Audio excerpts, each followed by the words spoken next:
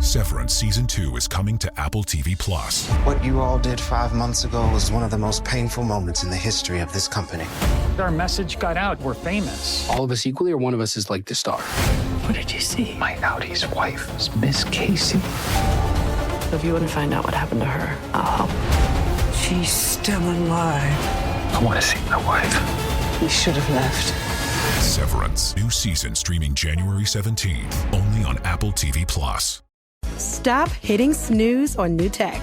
Upgrade the whole team at Lenovo.com. Unlock AI experiences with the ThinkPad X1 Carbon. Powered by Intel Core Ultra processors. So you can work, create, and boost productivity all on one device. Win the tech search for business PCs at Lenovo.com. Lenovo. Are you still quoting 30-year-old movies? Have you said cool beans in the past 90 days? Do you think Discover isn't widely accepted? If this sounds like you, you're stuck in the past. Discover is accepted at 99% of places that take credit cards nationwide. And every time you make a purchase with your card, you automatically earn cash back. Welcome to the now. It pays to Discover. Learn more at discover.com/creditcard, based on the February 2024 Nielsen report. Amazon Pharmacy presents Painful Thoughts. The guy in front of me in the pharmacy line is halfway through an incredibly detailed 17-minute story about his gout, a story likely more painful than the gout itself. Next time, save yourself the pain and let Amazon Pharmacy deliver your meds right to your door. Amazon Pharmacy. Healthcare just got less painful. Right now, get up to 25% off select online storage solutions. Put heavy-duty HDX totes to good use, protecting what's important to you. The solid, impact-resistant design prevents cracking, and the clear base and sides make items easy to find even when the totes are stacked. Find select online shelving and tote storage up to 25% off at the Home Depot to organize every room in your home, from your garage to your attic. Visit HomeDepot.com. How doers get more done. Episode 476, How Lack of Purpose Drives Your Impulse Spending, with Jordan Grumet. Welcome to the Frugal Friends podcast, where you'll learn to save money, embrace simplicity, and live a richer life. Here are your hosts, Jen and Jill. Welcome to Frugal Friends podcast. My name is Jen. My name is Jill. And today we are talking with our really good friend, Jordan. He's known as Doc G in some circles, but he is such a good friend and amazing person. And he's got a new book out called The Purpose Code. And so we're talking about how lack of purpose it plays into our impulse spending. I love his perspective on things. And we were even able to chat with him a little bit more after the podcast because his insight has been helpful to me on multiple occasions. Just personally, I think there's so much alignment in our messaging, but different words and different ways of getting at it and describing it. So if you've needed some fresh perspective, this is definitely a good one. That's the great thing about language. I think especially even in personal finance, but outside of it as well, a lot of it is overused and comes with a connotation that either gets lost in the overuse or misunderstood. And so I think Jordan gives kind of new perspective on old language and refreshes the need and importance for it. But first, this episode is brought to you by Today. That's right. There's no time like the present to seize opportunities, say yes, and lean into spontaneity, like coming to our live and in-person event at Tombolo Books in St. Petersburg, Florida, tonight at 7 p.m. We're talking about our book, Buy What You Love Without Going Broke, hanging out with people, doing a book signing. We still don't even know what we're going to write in the books when we sign it, but we'll come up with something. Let us know what you want us to write in your book. If you are anywhere near the Tampa Bay area, join us tonight at Tombolo Books in St. Pete, again at 7 p.m. We're going to be doing a Q&A and a signing. It's going to be lots of fun. It feels so exciting for us to get to be live and in person and talking about these things and seeing faces and just hanging out and celebrating. So if you're around, you don't have any plans, come join us tonight, today. Seize the opportunity. And also the book is available. So definitely order that thing because it would help us. Thanks. Also, when you hear us reference that this event might be happening tomorrow, January 15th, that is inaccurate information. We originally scheduled it for the 15th, but instead it is now January 14th at Tombolo Books in St. Petersburg, Florida at 7 p.m. So we probably mention it again at the end of this episode. Just disregard the 15th, replace it with the 14th. Assume that instead of tomorrow, it's today, because today's the best. We love it for it to be today instead of tomorrow. So January 14th is the correct date. And so sorry for any other mistakes throughout this episode that you pick up on, but we just don't have the time to edit all of the rest of the audio to make it accurate. So take this nugget of truth with you through the rest of the episode. It's happening on the 14th. Thanks. All right. So we definitely will link to the last time Jordan was on the show in the show notes. But if you want some other similar episodes, we've got episode 454, how to say no to impulse purchases. And then episode 378, psychological reasons why we impulse buy. Those are really good.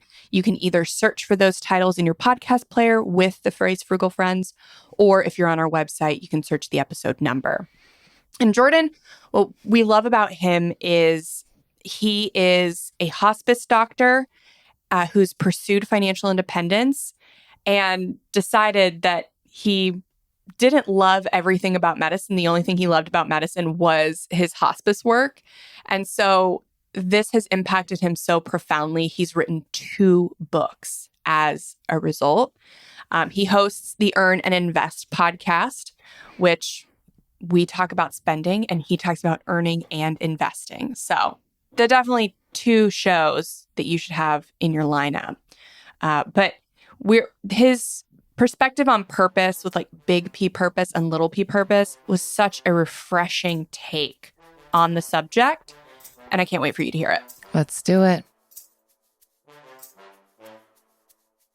Jordan, welcome back to the Frugal Friends podcast. Jen and Jill, I am so happy to be here and have a really great conversation. We're so thrilled to have you. It's always such a good time talking with you. You've got such a plethora of knowledge and experiences that blend together to be so helpful for our whole personhood, certainly our finances. So we're excited to explore that blend today with you. Yes. Yeah, people always laugh at me when I say I do personal finance and I'm a hospice doctor. Those 2 things most people don't feel they fit together, but in a lot of ways, I think they do. Yeah, which I love. And I loved how you talked about it in your first book, Taking Stock, which was like just an education. And we'll link we talked with Jordan prior to his first book. We'll link that episode. But having my father died when I was 16 and we had hospice in there, and it brought up like all of the feelings and the thoughts and the considerations that you talked about and really set me on the course to where I am now. And so now I'm so excited to see how you've expanded on that in your new book that just happens to launch on the same day as ours. It's a good day, I tell you. It's a good day for bestsellers. January 7th, good day for bestsellers. Here we come. I hope. Yeah, the purpose code. So let's start out with purpose. How do you define purpose? And how important is it, especially like with our money? Because we talk so much. I mean, we talk about money. Let's bring it back to the money too. So it's interesting. Most people think purpose is this really big, huge thing, and either we find it and live a wonderful, special life, or we don't find it and everything is lost. So we make it really high stakes. And part of the reason we make it so high stakes is colloquially, purpose people think is the why of doing what we do. And I really try to change that definition. Instead of making purpose the why, what I really say is purpose is about the here and now. It's about the present and future. And it's really just actions. And so when I talk about purpose, I'm talking about filling our life with these actions of doing things that fill us up. And it's that simple. And I think this is one of the issues of why purpose causes so many people anxiety, is because we make it this really big, difficult, hard to define thing. And because it's so hard and difficult, we often look other places to try to figure out what our purpose should be. And guess what? And this is the connection to money. Most of the people trying to teach us what purpose should be are trying to make money off us. And so if you look at social media, and if you look at TikTok and Instagram, and if you look at advertising and marketing, they're trying to show us a version of purpose that might look like six-pack abs. It might look like wearing the nicest clothes. It might look like traveling to all sorts of other countries. It might look like running an 8-figure business. But the problem with those versions of purpose is they're asking us to co-opt their version of purpose, but they're doing it because they want more followers or they want you to buy what they're selling. And so money plays a huge role, and they're trying to convince you you can buy your way into purpose. Like if you just buy the good running shoes, all of a sudden you're going to be a runner. If you just buy the best clothes, all of a sudden you're going to be successful and in corporate America and killing it. And so money is intimately tied to purpose, often because other people want us to tie the two together so they can sell us something. It also seems, at least in my understanding and coming to this word, I do have a visceral reaction to it that I should probably dig into and read your book about. But it also can seem tied to the way that we earn as well. Like I have had trouble with this concept of purpose because I have switched careers, not just jobs, but the things that I do in my life, which has kind of thrown me a bit for a whirlwind. And okay, well, like, has my purpose changed? Am I not living into what I'm like? It seems to be so tied to the way that we've understood it, like our identity and the things that are innate within us. We've kind of been born to do, like how you're describing this like pie in the sky concept. So I don't know if any of that is aimed at reality or your understanding of it, but it sounds like you're breaking it down even smaller. I'm wondering if you could give some more examples of like, okay, if it's not such a lofty thing, what is it? How could we understand this better? So I think the easiest way to understand it, and I break it down in the book, is basically there's studies that show that having a sense of purpose in life is associated with health, happiness, and longevity. There are tons of great studies, scientifically proven purpose is related to these things. On the other hand, their studies also show that people get up to 91% of people at some point in their life have what's called purpose anxiety, meaning this idea of finding their purpose frustrates them, causes them to be depressed and anxious. And so what I talk about in the book is this idea that we probably get purpose wrong. And instead of being one thing, it's probably two things. And one of those things is associated with all that anxiety. And the other is probably more associated with the happiness, health, and longevity. And so I call them big P purpose and little p purpose. And so most of us through society are told that we are supposed to be searching for big P purpose. This is big, audacious purpose. In America, we say, if you can think it, you can build it. So it's not just becoming a doctor, it's curing cancer. It's not just having a successful business, it's being an 8-figure businessman or making $1 billion. It's not just running for the local school board, it's becoming president of the United States. And the problem with this type of purpose, this big, audacious, supposedly life-defining purpose, is it's really easy to fail. It's very scarcity mindset oriented because most people don't have the skill set, the genetics, the luck, and they don't happen to be the right people at the right time saying the right things. And if you really want this big, audacious purpose, you've got to be all of that. So most of the time we don't have agency over it and it's easy to fail. And so it's very much all or nothing, kind of winner takes all. Like if you're running for president, you either win or you lose. We just saw that in this recent election. And so this leaves people feeling bad. What I think is a better version of purpose is what I call little p purpose. So big P purpose is all about the big audacious goal. And so it's very goal focused. Little p purpose is all about the process and not about the goal. So it's just engaging in things that you enjoy the process of doing, regardless of what you accomplish. And so instead of being all or nothing, it's kind of all or all. It's very abundance focused. And so I think this is the big difference of why purpose feels so upsetting to us, is because a lot of people think it's so big we can't grasp. Whereas I think little p purpose is very easy to grasp. Well, what could you love doing? And let's start building a life of purpose around it. So I often say you don't find purpose, you create it. It is true you have to have an idea of what some of those inklings, those beckonings in your life are of things that light you up, but then you build a life of purpose around them. Really helpful distinction for the person who might have that big P purpose in mind. This is what they're aiming at. How might that show up then in their finances and the decisions that they make? How can that impact spending if that maybe is more so the aim? So when it comes to big P purpose, I think a lot of times, first and foremost, people try to buy their way into purpose. So they try to, kind of buy all the stuff, right? Because if I'm going to be, a number one podcaster, right? Or if I'm going to be a Major League Baseball player, or if I'm going to be, you name it, I've got to buy all the stuff and the accoutrements that go with that. And so a lot of times we spend lots of money because we think we can buy our way into becoming something, as opposed to the way we really do these things is we do it.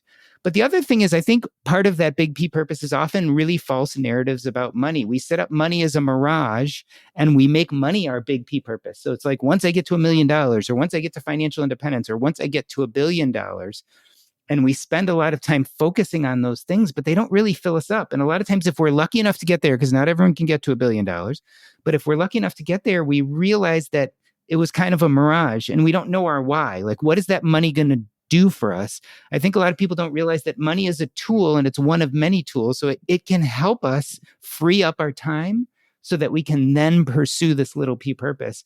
But in it itself can't be purpose. And I think a lot of people get stuck on that. And then once they get there, if they're lucky enough to hit their goal, a lot of times they feel empty and hollow. And the easiest thing to do is double down and say, well, I'm just going to double that goal, as opposed to thinking more about what would really fill me up. Yeah, I had that after we paid off debt, and I did it so fast. And I thought, okay, we're debt free now. That's going to be this, solve my problems. Now I'm going to be able to spend money. And inside, I still had too much guilt to spend money. So I just transitioned it to trying to retire early. And instead of looking at what is inside me that is causing this guilt and shame around spending and the fear of money that's doing this, causing me to hoard, instead of thinking about that stuff, I just followed what other people on the internet were doing that were also not thinking about this stuff. And Jill said this the other day. It was not the nirvana that was promised to me. What I love about that example is it really actually describes the difference between meaning and purpose. And I always say that happiness is made up of both meaning and purpose. And a lot of people think meaning and purpose are the same thing. But in my definition, meaning is something different. Meaning is about our past, and it's about our thoughts about what we've been through. So meaning is the story we tell ourselves about ourselves. And part of happiness is learning to tell yourself heroic stories about yourself. Like, you had these difficulties, things, these traumas, these worries, and you overcame them, and therefore you got to a better place. So meaning is kind of a journey of being enough. And what you were just describing there is not having a sense or feeling of enough, and it was a meaning problem. But if you think making money is going to fix that, if you think purpose is going to fix that, like I'm going to make making money or paying off debt or achieving things my purpose, you can't really purpose your way to enough because it's more of a meaning problem. And I bet what you found is you had to go back and look at some of those narratives about your life and look at some of those stories you were telling yourself about yourself and rewrite them and say, okay, I had debt and it was a problem and I had fears of not having enough money, but actually I was just a normal kid growing up and had some stressful situations around me. And I reacted this way to protect myself and to feel okay. But now you're older and more comfortable. You don't have to do that anymore. Yeah. Trust isn't just earned, it's demanded. Whether you're a startup founder navigating your first audit or a seasoned security professional scaling your GRC program, proving your commitment to security has never been more critical or more complex. That's where Vanta comes in. Businesses use Vanta to establish trust by automating compliance needs over 35 frameworks. like SOC 2 and ISO 27001. Centralized security workflows, complete questionnaires up to 5 times faster, and proactively manage vendor risk. Vanta can help you start or scale your security program by connecting you with auditors and experts to conduct your audit and set up your security program quickly. Plus, with automation and AI throughout the platform, Vanta gives you time back so you can focus on building your company. Join over 9,000 global companies like Atlassian, Quora, and Factory who use Vanta to manage risk and prove security in real time. For a limited time, our audience gets $1,000 off Vanta at vanta.com/special. That's VANTA.com/special for $1,000 off. Sail to breathtaking destinations in Alaska or Europe with the Disney Cruise Line. Discover where onboard magic meets onshore adventures, where beloved characters Hiya, pal! meet alluring landscapes, where Broadway quality shows meet historic cities, where imaginative dining meets amazing wildlife, and where exciting experiences await the whole family. Book an adventure-filled summer Disney cruise to Alaska or Europe. Wasn't that delicious? So good. Your bill, ladies? I got it. No, I got it. Seriously, I insist. I insisted first. Oh, don't be silly. You don't be silly. People with the Wells Fargo Active Cash credit card prefer to pay because they earn unlimited 2% cash back on purchases. Okay, rock, paper, scissors for it. Rock, paper, scissors, shoot. No!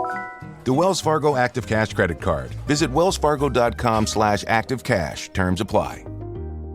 The new year means new health goals, not just for your body, but your finances too. But did you know financial health is directly related to identity protection? You need LifeLock because your personal info is in endless places that are outside of your control. It only takes one mistake, and not even your mistake, to expose you to identity theft and lost funds. LifeLock monitors hundreds of millions of data points per second and alerts you to threats you could miss on your own. If your identity is stolen, LifeLock's U.S.-based restoration specialist will fix it, backed by the $1 Million Protection Package. In fact, restoration is guaranteed or your subscription money back. Don't face drained accounts, fraudulent loans, or other financial losses from identity theft alone. Resolve to make identity, health, and wealth part of your New Year's goals with LifeLock.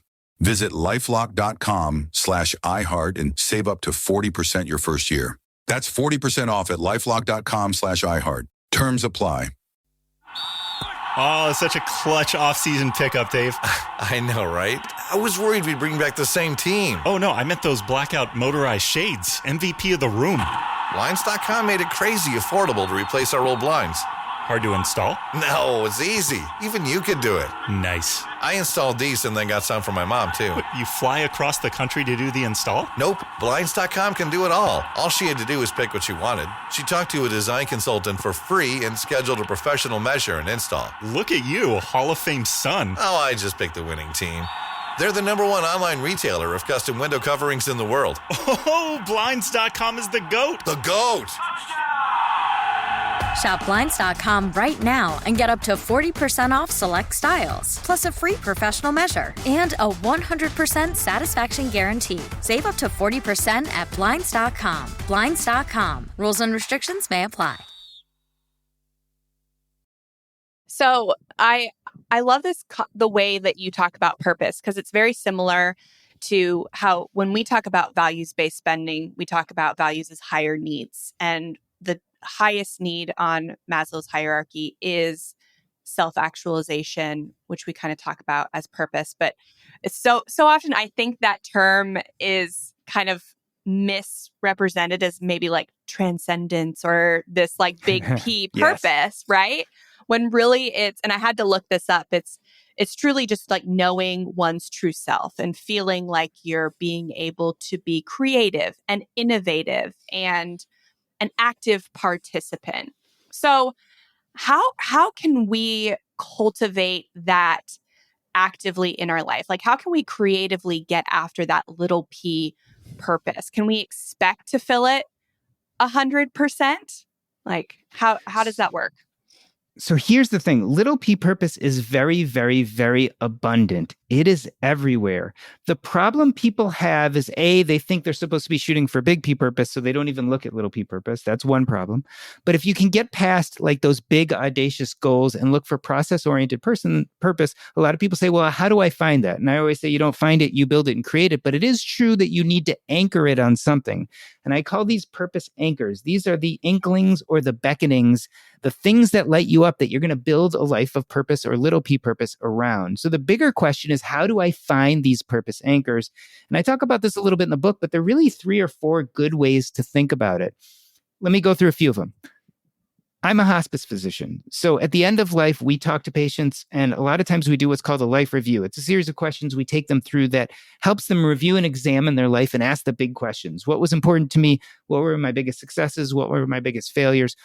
Well, one of those questions is, what do you regret never having the energy, courage, or time to do? And here's the thing. Regret in a dying person is really disappointing because you don't have agency to fix it anymore. You're too tired. You don't have enough life left. This is not the time to do that.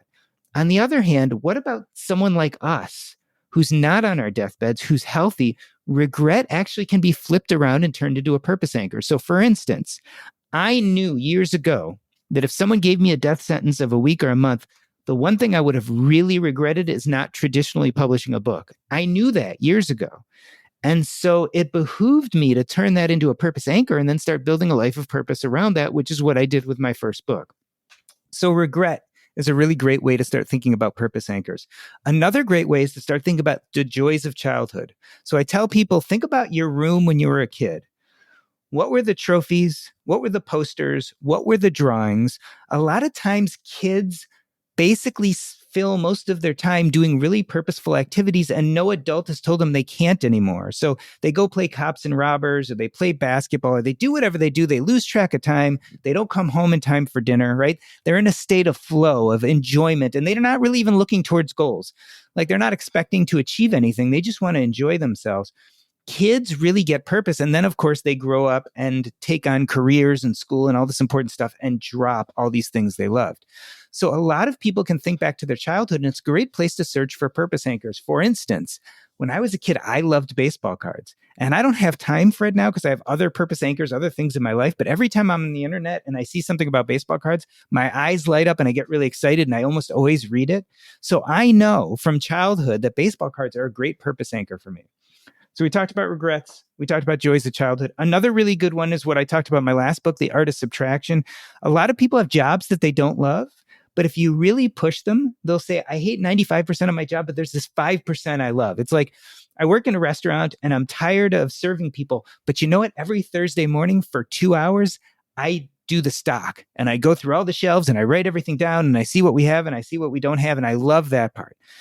Sometimes when you subtract out the things you don't like about something, you're left with what you love. And so for me, I was getting really tired of being a doctor, but I loved hospice medicine. So when I subtracted everything else out, it was the one thing I would do, even if I wasn't being paid for it. And so for me, that was a really great purpose anchor. And last but not least, if regret and subtraction and the joys of childhood, if none of that is sparking any version of a purpose anchor in you, then you use the spaghetti method. You basically throw a bunch of things against the wall and see what sticks. You try things you normally wouldn't try. You talk to people you normally wouldn't talk to. Maybe you volunteer for something that makes you a little nervous inside. And if you spend that day and you actually enjoy yourself, that might be the beginning of a purpose anchor. So I think there are a lot of ways to actually build purpose. And what I've actually found is that most people, when you really press them, know what they love. They know what they dream about when they're about to fall asleep in bed, what they think about.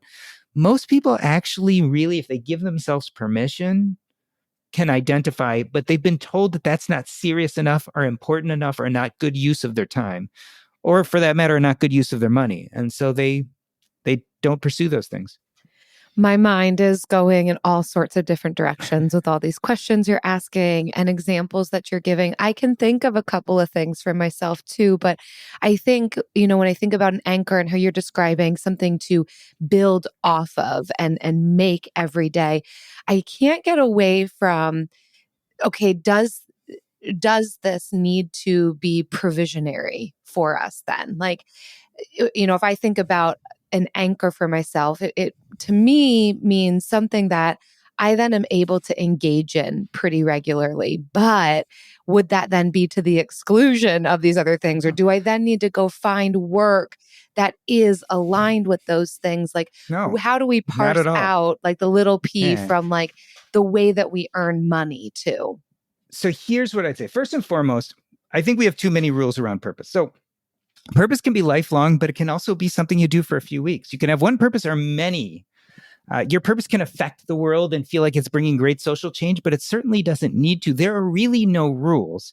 And what I've found is when people identify these purpose anchors, they might identify 10 or 15, and then it even gets exponential because each purpose anchor we can actually build purposeful activities around. I call these climbs. So I love baseball cards. Well, I could start collecting baseball cards again. I could go to baseball card conferences. I could start a blog or podcast about baseball cards. I could join the, Willie Mays fan club for people who still love Willie Mays, even though he retired long ago. I mean, there are so many different things I could do, so many different purposeful activities. But here's the thing. It doesn't matter how many purpose anchors you have. You choose one or two of them and you enjoy them until you don't anymore. And then you go find another anchor or do a different climb. But here's what I want to specifically talk about, because you brought about something important. You're like, okay, I identify these anchors, I start building these climbs, these purposeful activities, but should that take over every aspect of my life or should that just be my free time? Here's my answer to that. And it's a little bit of a long one, so I apologize. Go for it. This is my version of what it looks like to win the game. Here's what winning the game looks like. From the day you're born to the day you die, and I know this because being a doctor and a hospice doctor, I see this all the time. You have a certain amount of time and you have no idea how much that's going to be. And yes, you can like exercise and wear a seatbelt and do some things to increase the amount of that time, but generally it's kind of set. And here's the problem with time. You can't buy it. You can't sell it. You can't trade it. Basically, it can't be commoditized. Time passes no matter what, and you have zero control over it. But one thing you have control over, the one thing you have control over is what activities you're busy doing as time passes. So I love to look at our lives as a series of time slots. Call them days, months, years, whatever you feel good about. And so winning the game is filling up as many of those time slots as possible with purposeful activity that fills you up and getting rid of as much and as many things as you loathe as possible. And so when we start as adults and we get jobs, we can look at our calendars every month for the rest of our lives. And if we're winning the game, we are slowly increasing the things that we love and getting rid of the things that we loathe. And we have lots of ways to do this. I like to talk about tools and levers. Tools are things like money. Money is a fabulous tool. If I have lots of money, I can pay someone to clean my house, and therefore Saturday, Sunday, I don't have to clean my house all day, and I can spend that time doing something different. I'm winning the game because I can put some purposeful activity into those time slots that was before not purposeful activity or activity I loathed, and that's increasing that calculus of your calendar and winning the game. But you have lots more tools besides money. So even if you're 22 and have very little money, you also have your time, your energy, your youth, your communities, your passions. So there's tons of tools there, but we also have levers. So there are 3 levers. One is the joy of addition, the other is the art of subtraction, and the last is substitution. And so if you're 22 and you're working 60 hours a week and you're like, I'm so busy, you're privileged, you're a doctor, you're financially independent. Of course, you can talk about purpose, but I'm 22 and working 60 hours a week. There's no way I can talk about purpose. I would say, well, you have some tools that I don't have. At 22, you have more energy. You have your youth. You probably don't have a mortgage. You probably don't have kids yet. You might not be married. You probably don't own a home.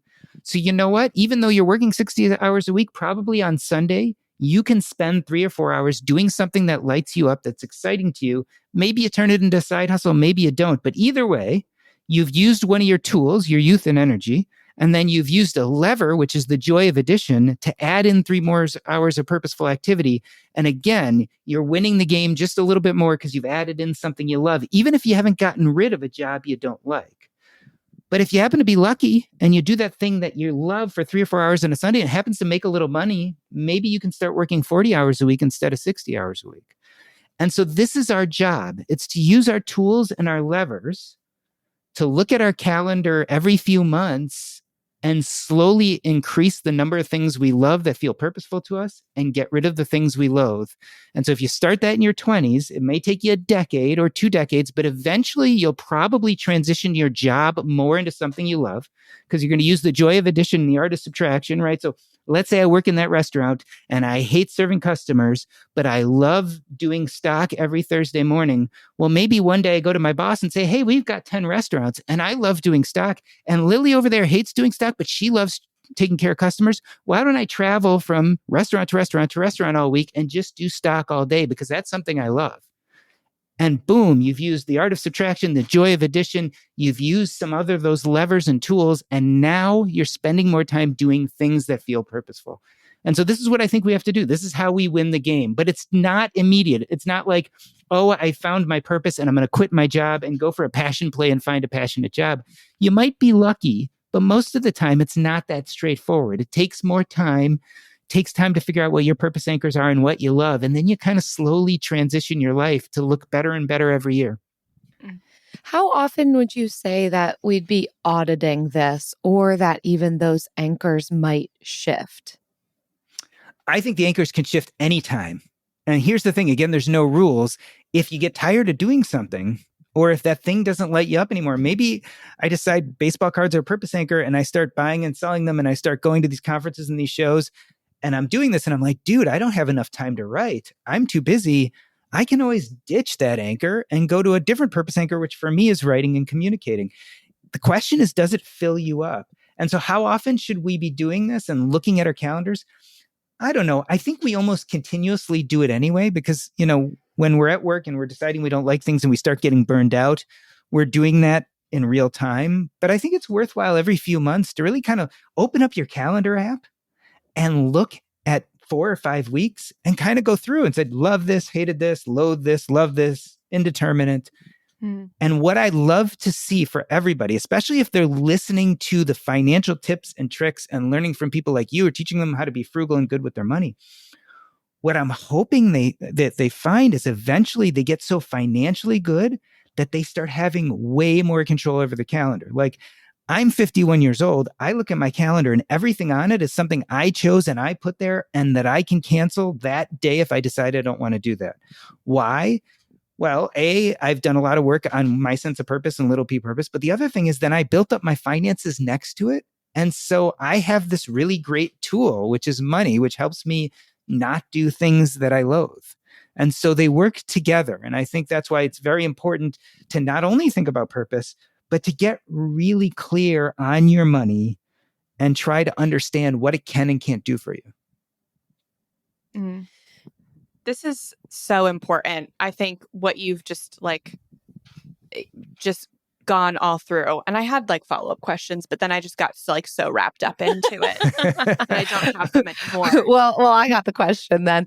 And you have touched on this a bit, but I'm wondering if there's more that you have to say about as we do this and we become more clear on little p purpose being what we can go after on a regular basis, and we can feel more fulfilled in these kind of meaningful ways.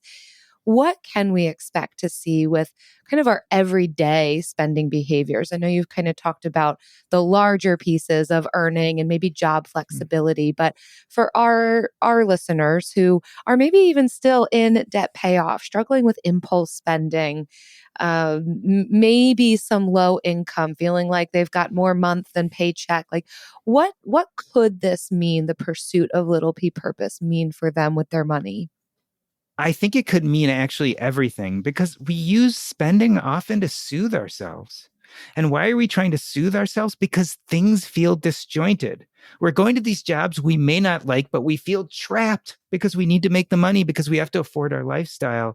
And we are searching for joy. We're searching for the inner sense of doing things that make us feel full. And we don't know what those things are. And we don't know how to find them. And we're stressed out and busy. And one of the easiest things to do is to take out your charge card and buy that thing to eat, or buy that pair of shoes, or buy that car. And what I think happens is when you get really clear on purpose in your life, you start doing these things that light you up. First and foremost, you find that you don't have to buy your way into it. You can just show up and do the thing, and that's enough, right? So if you want to be a great runner, you don't have to buy great running shoes or a great tracker or have the greatest clothes. you've got to run. You've got to actually do the thing. If you want to be a writer, you don't have to write a big writing coach or take really expensive courses on writing or do any of those things. To become a writer, you don't even have to publish a book. To become a writer, you have to write. So you realize that it's really the action specifically and not the spending. The other thing is you find that when you do spend, a lot of times your spending is more in line with your values. Because when you're really clear on what feels purposeful to you, that's when you start saying, well, is spending this money worthwhile or not? I could go out and buy that thing, that watch that really looks good on my arm. But you know what? I love hiking, and my hiking group is going on a hiking trip, and it's going to cost me a little extra to take the plane to get there. This is going to be a really great trip with people I love, and I'm going to spend 5 days feeling alive in nature. And you kind of say that aligns a hell of a lot more with me and my lifestyle and what makes me happy than buying that watch or even buying that car or buying that super expensive house in the super expensive neighborhood. You start getting really clear about what feels like purpose to you as opposed to what the world is telling us purpose should look like. And I think that just means that we start aligning our spending much more with our values. We couldn't agree more. We love that. And you know what else we agree on? And we love the bill of the week.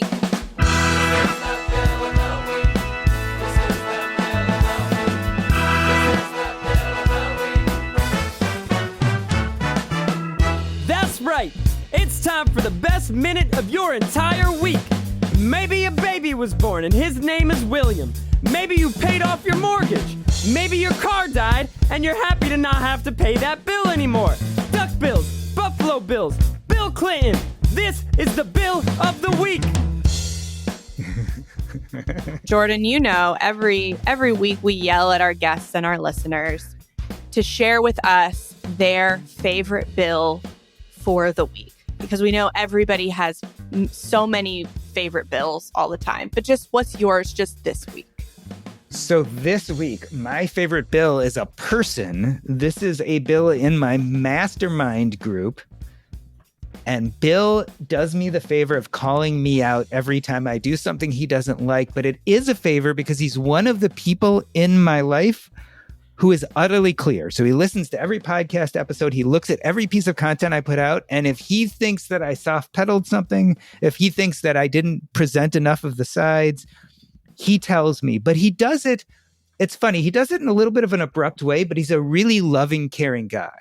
And so that Bill called me out on something this week. But I do believe that if people care enough to criticize and to do it on a regular basis and engage, that those people really do care about you. And so that is my bill of the week, Bill from my mastermind group. Yeah, Bill. Wow. Way to hold Jordan accountable. Bill sounds like Seriously, he's putting yeah. in the time. Is this his little P I know, purpose? I want a bill.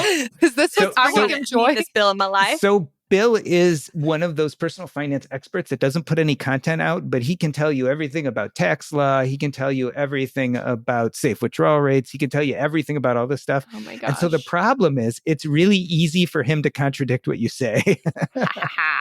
I love that. People who know it that don't just want to look like they know it. Mm-hmm. They're so confident that they know it that they don't need to look like they do. They're my So favorite all of us people. need a Bill like that in our lives. from I time to time. know. Wow. If you all are listening, if you have a Bill who's putting in the time and giving you the good critique, or a bill you don't mind paying, or a bill that you stopped paying, Or your Bill or Curtis from your Women name is Bill. if you're listening. frugalfriendspodcast.com/Bill. Leave it for us. We can't wait. Sail to breathtaking destinations in Alaska or Europe with the Disney Cruise Line. Discover where onboard magic meets onshore adventures, where beloved characters Hiya, pal. meet alluring landscapes, where Broadway quality shows meet historic cities, where imaginative dining meets amazing wildlife, and where exciting experiences await the whole family. Book an adventure-filled summer Disney cruise to Alaska or Europe. Wasn't that delicious? So good. Your bill, ladies? I got it. No, I got it. Seriously, I insist. I insisted first. Oh, don't be silly. You don't be silly. People with the Wells Fargo Active Cash credit card prefer to pay because they earn unlimited 2% cash back on purchases. Okay, rock, paper, scissors for it. Rock, paper, scissors, shoot. No! The Wells Fargo Active Cash credit card. Visit wellsfargo.com/activecash. Terms apply. You guys know I'm always up for a good MVP story, and one of the best is the story of Wasabi Technologies. Wasabi is purpose-built to free businesses from skyrocketing storage costs and unpredictable egress fees from old and top-heavy legacy providers. You know, the big guys. Wasabi is the world's hottest cloud storage company, becoming the go-to provider for professional and collegiate sports teams and leagues around the world, and here's why. From Wasabi's AI-enabled intelligent media storage, Wasabi Air, to the industry's only cloud storage service with triple protection against cyber criminals, data deletion, and ransomware, Wasabi's taken the lead in driving innovation in data storage, eliminating overhead where it matters to deliver you results you can count on and won't break the bank. In fact, Wasabi is up to 80% less than those other guys and doesn't charge a cent for businesses to access their own data. Wasabi, another championship story. Check them out for free at wasabi.com. Cheap Caribbean is celebrating more than just the new year in 2025. Cheap Caribbean Vacations is celebrating its 25th birthday, too. You're invited to join in on the birthday fun and book a beach vacation with more savings. Now through February 3rd, you can unlock up to $250 off site-wide vacation packages. Celebrate these awesome savings at your favorite beach and book your next all-inclusive vacay at cheapcaribbean.com. Your $250 off is waiting. Hi, I'm Cindy Crawford, and I'm the founder of Meaningful Beauty. When Dr. Sabah and I decided to do a skincare line together, he said to me, we are going to give women meaningful beauty. And I said, that's exactly right. We want to give women meaningful beauty, which means each and every product is meaningful. It has a reason to exist. It's efficacious. You're going to get results. And then you just go out and live your life. Meaningful Beauty. Confidence is beautiful. Learn more at meaningfulbeauty.com. And now it's time for the lightning round. Uh-oh. I know, right? Dancing around trying not to get hit. Yeah. I know. They're such realistic sound effects. I'm so sorry we scared you. This is going to be a fun lightning round because this is not, we're not going to make it money related because we both have books publishing on January 7th. I can't remember specifically the date this is coming out, but and so we wanted to know, we're going to all share what's the most fun thing about book launch, because a lot of it can be very stressful. But there's got to be some little p purpose parts to it. So what's been your favorite part, Jordan? I think, and this hasn't happened with this book yet, but it happened with the last one. I think my favorite part is when the publisher sends you the book and it arrives in the mail and you open it up and put your hands on the actual book the first time. This is something, right, we've been working on for probably 2 years, maybe more. And we've seen it digitally a million times. We've read it digitally a million times. Maybe we printed it off on our white sheets of paper, but it hasn't really looked like a book. And then you get that box in the mail and it comes and you open it up. And of course, nowadays, all of us videotape it as we do this. But then you get that box, you open it up and you hold the thing in your hands. And it really is. It's a moment.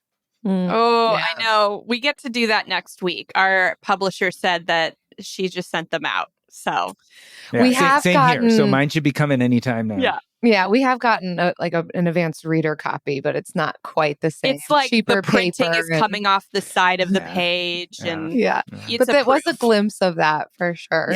So you guys have to answer the same question, of course. Yes. Yes. Go ahead, Jen.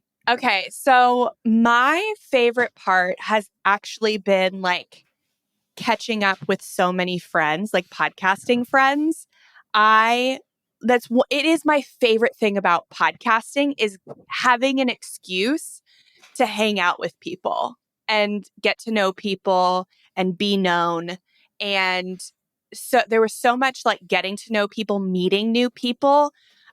We've met some like great podcasters from this and also had an excuse to like hang out with old friends for an hour. And that has been so good. That's why we did so many podcast interviews, because it's just like my favorite part. The pitching is very hard, but it is worth it for the actual interview. You guys have great answers. I think now that I'm thinking about it, there have been a lot of fun parts, a lot of awful parts too. But I'm going to go in the way, way back machine and say that one of the most fun parts of this whole process was pitching our book idea to publishers and going to auction and having them fight over us with money. I love it when people are fighting with money that goes to me. Yeah. That was it happened on my birthday too. Yeah. We went to auction on my birthday. I have enjoyed when Jen and I choose to celebrate. It's not that often, but we will look for reasons to celebrate and usually eat food. Yeah. And that's been fun. So yeah, the collaborative effort in it too. Oh yeah. The book deal day was actually so great. And then there's the pinnacle. But the problem with that is then there's the panic. You're like, oh no, I have to actually write this thing now. You're like, because most people don't understand what we know intimately is that you usually don't write the book. You write, a book proposal in 1 or 2 chapters and an outline, et cetera. But then you actually have to write the book once they accept it. Yeah, that is true. We were going to write it either way. So it did feel like you might as well pay us because this thing is going to be I don't something. think I was going to write it if I didn't get money for it. Wow. Okay. The other thing comes out. The one thing that I think, I definitely went through with my first book, and I'm sure you guys will feel this or are feeling it already. And I even feel it now during the second book is when you write a book and you put that much time and energy into it, most people who don't write books don't understand this. It becomes exceedingly personal. And so, the launch day is both really exciting and just really terrifying too, because it's like that is just mass vulnerability. And especially if you have an audience, because you're releasing it out to the audience, you're like, oh my God, thousands of people are going to see this. And they're, what if they hate it? What if it reflects badly on me? What if I messed it all up? There what if I was wrong? Will be people who hate it. And what if I read their review? I haven't totally thought about that, Jordan. I've never gone through a launch day, but thanks for all the... Well, I self-published a few books. And so and just with our podcast reviews, people are going to hate it. And so it's just trying to not read those reviews and not take them to heart. Thankfully, I think we've talked about it so much that I'm like, I'm obsessed with this. I think this is good still. Like we are doing. I've read it and it's good. So this is just a given. I've read your book and it's good. So there's not any I think here. And you both have continuously spoken truths that people have wanted to hear. And so reading your book, it's like, this is everything coalesced. All the things you've been saying for years, all the ways you've been framing these issues. And so it's very exciting. Yeah, really thank you. And I think you speak on such parallel topics with such like a complementary experience and tone. So let's not bury the lead. Where can people get your book and get more from you in the future? Easiest place is to go to jordangrumet.com. That's JORDANGRUMET.com. There you can see links to both my books, Taking Stock and The Purpose Code, as well as links to all the places I create content currently, mostly the Earn and Invest podcast and the Purpose Code Substack. But there are some links to my old medical blog as well as my personal finance blog. That's all at jordangrumet.com. Beautiful. Thanks for being here with us, Jordan. Thank you so much for having me. I always love talking to Jordan because his view is so complementary to ours and aligned. It really just reminded me so much of how we view the self-actualization of Maslow's hierarchy of needs. It's not finding this big purpose and living into it, but it's feeling like your true self.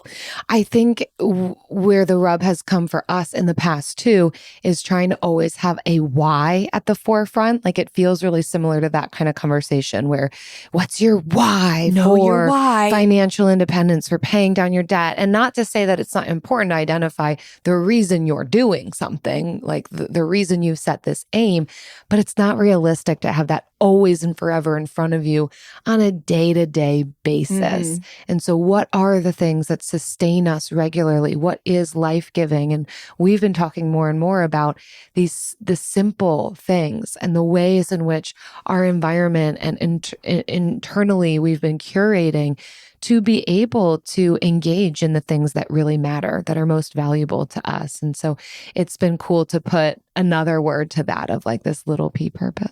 Yes. Well, thank you so much. If this helped you kind of realign your perspective on purpose, we would love if you would leave a rating and review on Apple Podcasts or a rating and comment on Spotify. It helps people figure out what this show is all about and what kind of guests we have on. Kind of like Tracy Bigham PAC did when they said great conversations came from the episode on Sounds Like a Cult to remind you gals you are doing great work, offering sound advice and keeping it real when it comes to personal finance, spending and living in alignment with your values and more. Applause emoji. Wow.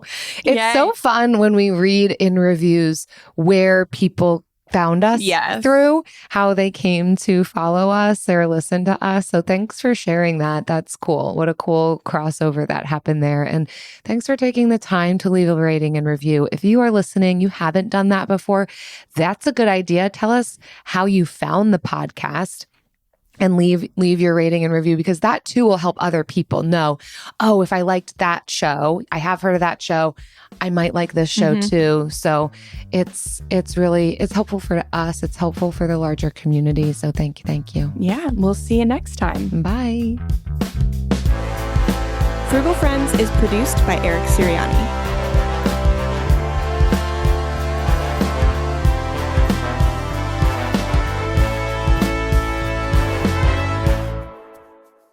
Jill, are you excited for our very first book event? Yes, I am. I'm very excited.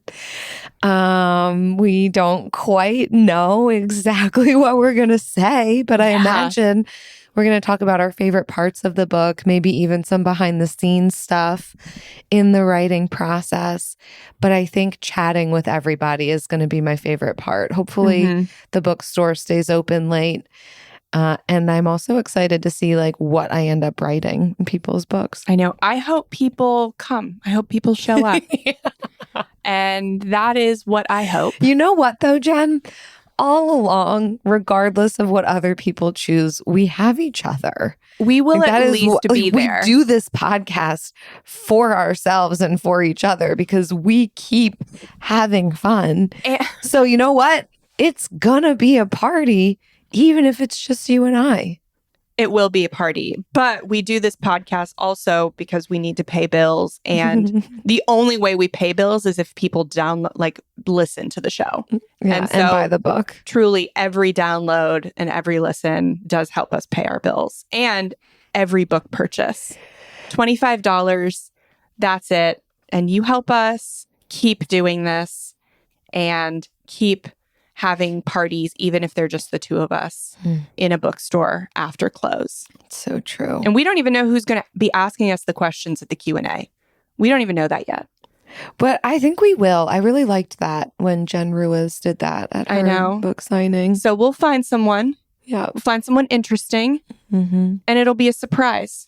It probably won't be the surprise. We'll probably have announced it already. Yeah. Right now, it's a surprise. Yeah. Follow us on Instagram too to get like an update on it. I'm sure we're posting. I'm sure stories. We've posted it, already on Instagram. But at Frugal Friends Podcast. Yeah, fun. Bye.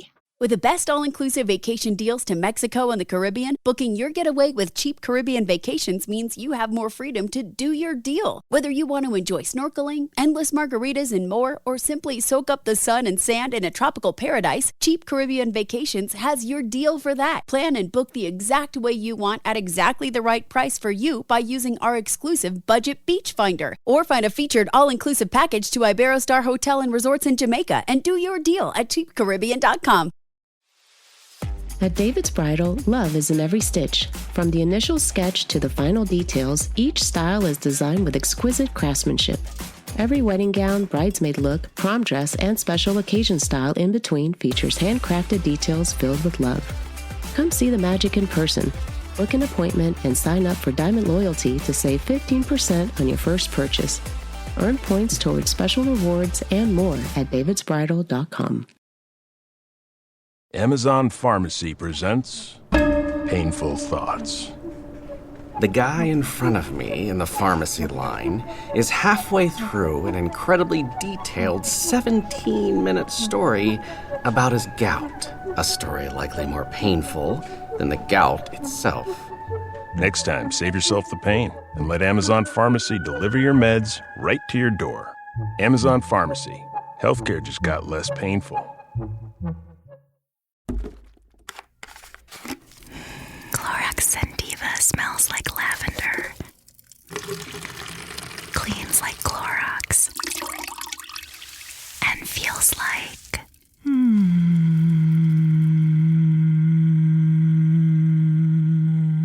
All right, that could go on for a while. Experience the long-lasting freshness of Clorox Sentiva. Now available in Clorox Sentiva Lavender Scented Bleach. Use as directed.